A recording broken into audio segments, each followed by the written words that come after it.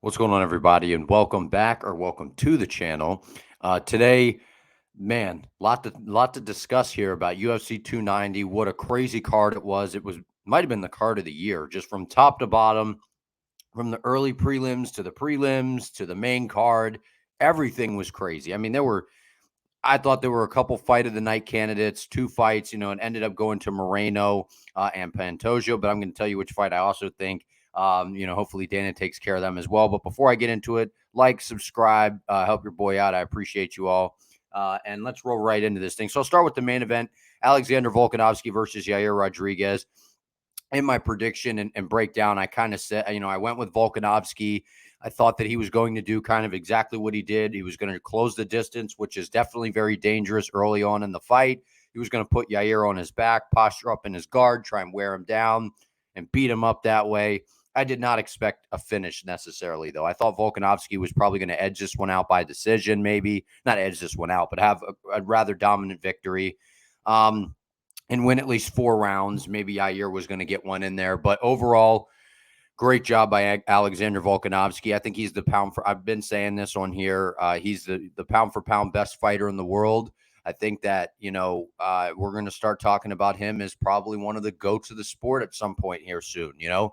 I think he's probably the greatest featherweight of all time at this rate. Jose Aldo was fantastic, but what this guy's doing, man, he's just, and he's so well-rounded. He's good everywhere. He's got, excellent striking. He's shorter. He doesn't, he's a short guy. He's got crazy power. He's super athletic. He's super smart in there. He's got crazy endurance, power, strength, everything that you need. Mindset. Guy's got it all. Well done by Alexander Volkanovski. I think the dude's a savage, man. He's so good. And credit to Yair Rodriguez, man. He looked dangerous as always, kind of, early on there with that question mark kick. He whips those kicks out of nowhere, man. They're fast. He was throwing a lot of kicks. He wasn't throwing a ton of punches, but he did clip Volkanovski with a really good right hand that didn't seem to phase Volkanovski too much. But I think it might have rattled him a little bit, and Volk got the takedown, was able to get him down, get some of that lactic acid going in the arms and legs of Yair, take away some of that explosiveness, because if you're just standing there with Yair, man, the threat and the danger is really real, man. So, and then Volkanovski, gets him tired, ends up, doing that little switch step and catching him with a right hook and hurting him bad and getting Yair out of there. Incredible performance top to bottom by Alexander Volkanovski. Hard to say if it was his best performance to date because he's had so many good ones, but Yair's just so unpredictable, man, and off of his back, and just in terms of his striking and his, Yair's got a good ground game, man. But the problem is ending up on your back with Volkanovski standing over you, man. That's different. Just the strength, the power that this guy has it's tough. You don't want to be in that position. Moving on, Brandon Moreno, Alexandre Pantoja. Super close fight. I was watching this at the gym, and everyone was kind of giving their thoughts. Some people thought Moreno, some people thought Pantoja. When it goes to the judges, man, you just never know. I thought Brandon Moreno's boxing looked really, really good. There was definitely a power difference. Moreno would land 3, 4, 5 shots, and then Pantoja would tag him with one, and that one just seemed to have more effect. He was able to put Brandon in some positions, take his back, wasn't really able to do anything with it, was just kind of, looking for a rear naked choke. He tried to backpack him alongside the fence. Again, looking for that rear naked, wasn't able to get it. So the judges, it's how much are those judges factoring that in? Are they thinking that, that's domination? We're giving the round to Pantoja. Because if you're going off of that, I can see how you would say Pantoja won. I thought Brandon Moreno, man, he's came a long way. His striking looked excellent. There's just such a power difference. He's a lot crisper with the hands than Pantoja, but Pantoja is just a big dude for the weight class. He's powerful. He's durable as hell. He can take a shot, man. And he just kept coming forward. And I think that he started to get tired, and he fought through fatigue, and that fight was nuts, man. That was definitely one of the fights of the year for sure. I think that they'll run that one back, even though Pantoja, beat Moreno on the Ultimate Fighter, which was, that technically doesn't necessarily count to a degree. I mean, it does, but it doesn't, because it wasn't technically the UFC yet. And then when they fought earlier in their UFC careers, Pantoja got the win there. And you could see this one was a lot closer this time around.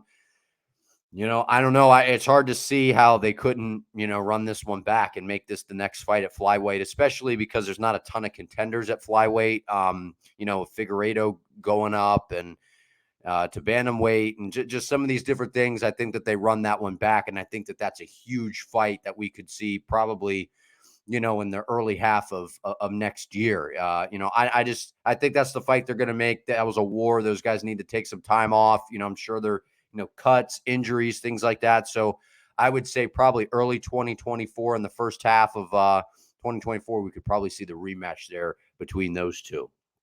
Moving on. Robert Whittaker and Draco Suplexes. So, I made a video backing Robert Whittaker, saying that I thought that he was going to outclass Draco Suplexes in every category. The South Africans lit me up in the comments on that one, and you guys were right. You all were right, man. First of all, congratulations to DDP, Draco Suplexes, man. The guy is just, he's gotten better, and his defense looked flawless. I shouldn't say flawless, but looked really good against Robert Whittaker. He was holding a good high guard, high shell. He was kind of rolling with things. He was able to, I'd say 3/4 of the first round, Robert Whittaker looked like Robert Whittaker and was doing Robert Whittaker things. And then Draco started to kind of put that pace on him a little bit. And then he started to kind of get in Rob's face. So Draco is a big guy, man. He's very diverse. He's got an awkward striking style, which makes it kind of tough for guys. A smooth technician like Whittaker, you get a guy that kind of loops his shots, and he was switching stances. Draco, he said that something he noticed that was causing some problems for Whittaker before. He was landing some good low kicks on Whittaker. Probably took a page out of Adesanya's book there. His cardio looked good. The new nose, I guess, helped, or just in general, Draco looked good, man. He caught Whittaker, tried to throw that left hook. Draco, was in that southpaw stance, threw a good straight right down the middle. It was basically a jab, and sat him down, hurt Whittaker really bad. And when Draco throws, man, you can see he's putting a lot into those shots.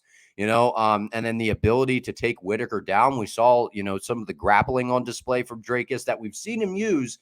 But, I didn't think he was going to be able, and a lot of other people didn't think that he was going to be able to do that to Robert, and it's almost one of those things where everyone starts to back someone, Whittaker, and then you almost start to second guess your take and your opinion. But I did not think Draco was going to win the fight. I didn't. I thought that my initial thoughts were he's sloppy at times. And if you do that against Whittaker, who's got the power, the speed, the well-rounded skill set, I thought that Whittaker was going to be able to land some good shots and make Draco pay. Whittaker landed some good shots in there, but Draco is durable, man. He's tough. He's game. He seems like, listening to his pre-fight his interviews throughout the week leading up, the guy seems like he's, somewhat of a cool dude. He kind of looks, to the way he looks to me, kind of just looks like he could be in some sort of like DC Marvel movie as like a villain. I don't know. He's kind of has that smug thing going on, but man, he's good. There's no taking it away. There's no doubting. Now he just took out Robert Whittaker. He's the only person other than Israel Adesanya in basically the past decade to do so. Congratulations to him, man. Got the job done. I guess he's fighting Israel Adesanya next. Whether that happens in September or not, I'm not sure because of the turnaround for Draco. And Adesanya got in there, maybe had a few too many drinks, was acting a fool in there. I don't really like the whole beef that they're trying to build between these guys. I just wish Adesanya could be like, listen, man, there's no one else in the division. I've cleaned it out. I don't like you. I don't like the way you look, whatever. And I'm going to break your nose and you're going to need another nose job. Like, the fight to me sells as it is because Drake is getting that big win over Robert sells the fight. People are intrigued now, right? I'm intrigued. The performance, it's like the way he took out Whittaker essentially faster. I mean, Adesanya in the second meeting didn't take out Whittaker. It went to decision. It was very close. The first time around where Whittaker was overly aggressive and this and that, Adesanya was able to take him out, but Drake has finished him. So shout out to Draco Suplexes and the South Africans on that video that I made. You guys told me, you guys were right. Congratulations, way to back your fighter. That's something I said. I've been giving credit to you, you guys out there, especially the South Africans, and you guys have been behind your fighter. You've supported them, especially also Cameron Simon. I think I'm pronouncing his last name right. He fought on the prelims. He had a good fight. So well done, Draco Duplessis. And, hopefully I would imagine he's fighting for the belt next sometime probably in September towards the end, maybe, or whatever that. I think it's September 19th or something like that is when they're planning to do that in Australia. So, and I would imagine Israel Adesanya will headline the card. I could see that being the next fight. Congratulations, DDP, because you kind of shocked the world in a way, man. Jalen Turner, Dan Hooker. On my prediction thing, I went with Jalen Turner, but then when I went live, so if you didn't join into my live, then you missed out, man. I went live Friday at 9 p.m. Eastern time, and I flip-flopped my pick here. I went with Dan Hooker because Jalen Turner missed weight, and that ticks me off.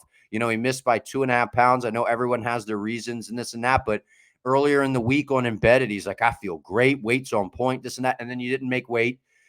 And then I just was listening to Dan Hooker's interviews, and Dan Hooker had me convinced, man, that he was going to be able to pull this one off, that he kind of, he's kind of found himself again. And that fight, I thought that was fight of the night. And then the Pantoja Moreno fight happened. So I was kind of like, both fights there. I'm sure Dana will take care of them as well. He does that. He goes in the locker room and tells guys like, listen, I'm going to take care of you and this and that. So hopefully he does for those guys. Cause that was co-fight of the night. If you didn't want to give that fight of the night, how you got the main event, co-main event, definitely co-fight of the night between the Tarantula and Dan Hooker.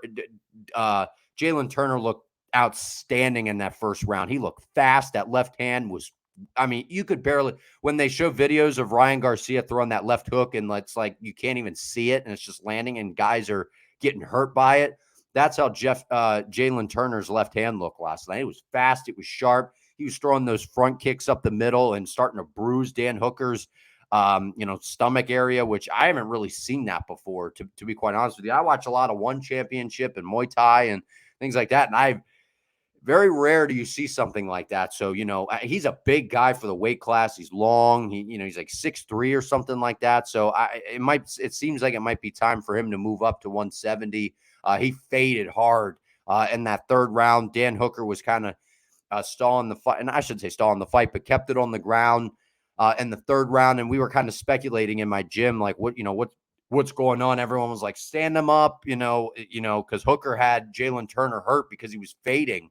And then I kind of brought up, I was like, they were saying on the broadcast, they were saying Hooker hurt his arm and this and that. And I definitely thought that there was some type of injury because I don't know why Dan Hooker would have just kept him down there. But if he was injured, keeps him in the guard, a less risk instead of being out in the open where he kind of fighting with one hand. He did break his right wrist or whatever in the second round. So that would make sense as to why he decided to go with that route there. So shout out to Dan Hooker, man. Crazy win, great win, because that was over the number 11 ranked Jalen Turner. Not a lot of people are stepping up and wanting to fight Jalen Turner. So now Dan Hooker is going to get a top 10 guy.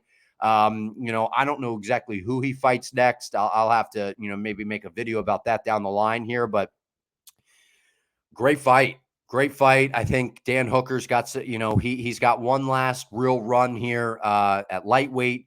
Kind of, because we've seen Hooker make some runs and just, he's kind of fell short here. So great win by Dan Hooker. And that was definitely co-fight of the night for sure.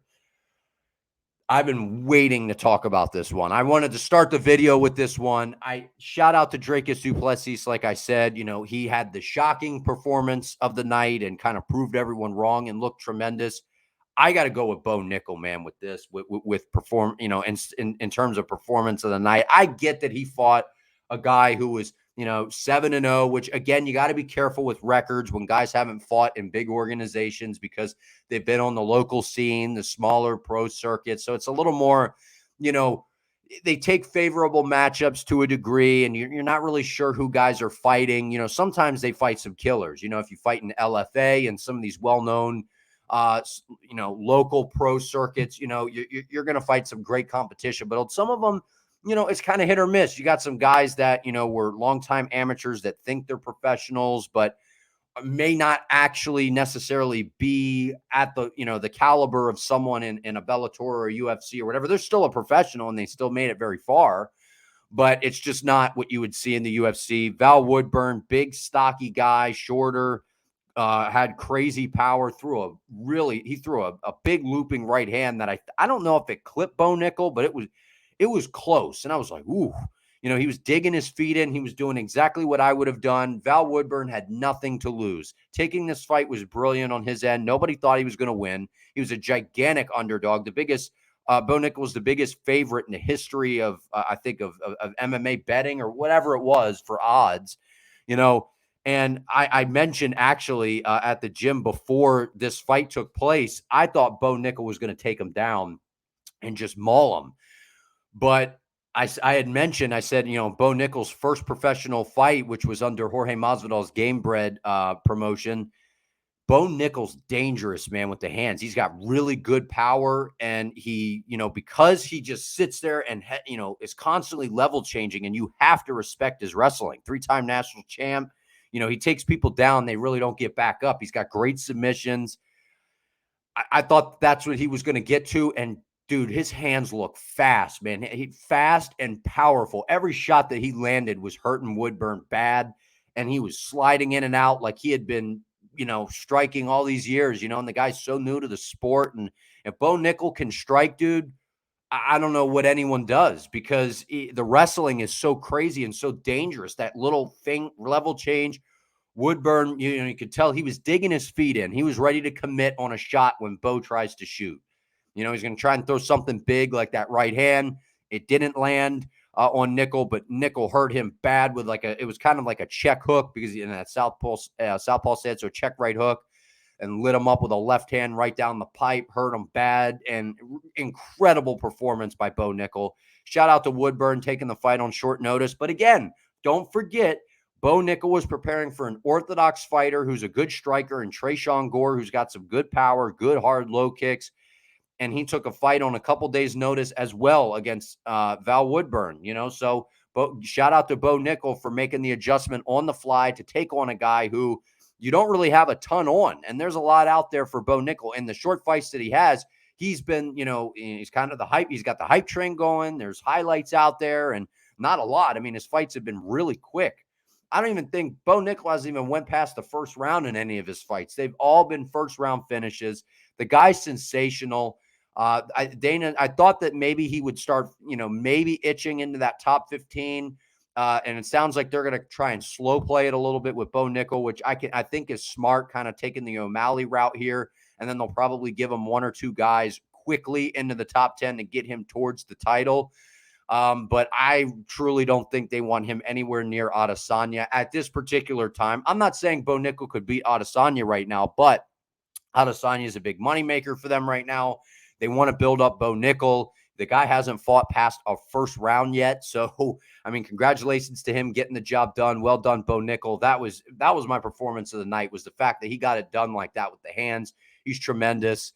And like I said, the takedown threat of Bo Nickel is so real that the striking becomes available. So, a couple highlights that stood out on the prelims, man. Petrino, I flopped my pick to him as well on my live, and, kind of rethinking that fight a little bit. And so Petrino, good striker, guy that's, he's going to start working his way up into the light heavyweight rankings. Jesus Aguilar with definitely the knockout finish of the night. I'm surprised he didn't get some sort of performance bonus for that vicious right hand he landed on Shannon Ross. I kind of highlighted that one in my card breakdown, because Shannon Ross, guy coming off the Contender Series, didn't win on the Contender Series, but it was a kind of a crucial fight for him. And unfortunately, he took a really, really hard right hand there by Jesus Aguilar. That was a great performance by Jesus. A shout out to him. Way to get it done. Cameron Simon, the other South African on the card, I think him and Dracus are teammates. He looks tremendous. Gets the win. Guy's super young, composed. He's got good striking. He's kind of good everywhere. Showed his grappling against a good, solid guy against Terrence Mitchell. So And then Gomez getting that upset win fast, came out like a bat out of hell, and got the job done quickly. Great win on her end. I love seeing that the underdog coming out of the gate and just letting it all go, man. And she basically had nothing to lose, really. Kind of had, great mentality, came in there vicious and said, I'm getting this thing done, and did. So, and then finally, I'm going to close it out by talking about ruthless Robbie Lawler.